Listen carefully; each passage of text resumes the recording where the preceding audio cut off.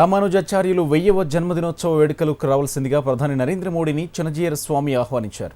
ఇవాళ ప్రధానిని కలిసిన చినజీయర స్వామి శంషాబాద్ సమీపంలో రామానుజాచార్యుల 216 అడుగుల విగ్రహాన్ని నిర్మించనున్నట్లు చెప్పారు.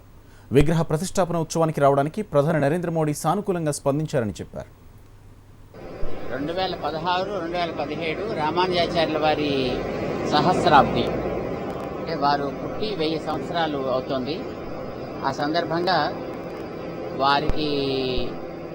వారు చేసినటువంటి సేవలకి మన వంతు కృతజ్ఞతని చూపించాలి అని మన ఎయిర్పోర్ట్ పక్కన హైదరాబాద్లో సమతామూర్తి స్ఫూర్తి కేంద్రం అనే పేరుతోటి ఒక నిర్మాణాన్ని అక్కడ చేస్తున్నాం. దాంట్లో 216 అడుగుల ఎత్తులో ఉండేట్టుగా రామానుజుల వారి యొక్క ఒక పంచలోహమయమైనటువంటి విగ్రహాన్ని నిర్మాణం ప్రారంభం అయింది, ఇప్పుడు జరుగుతోంది.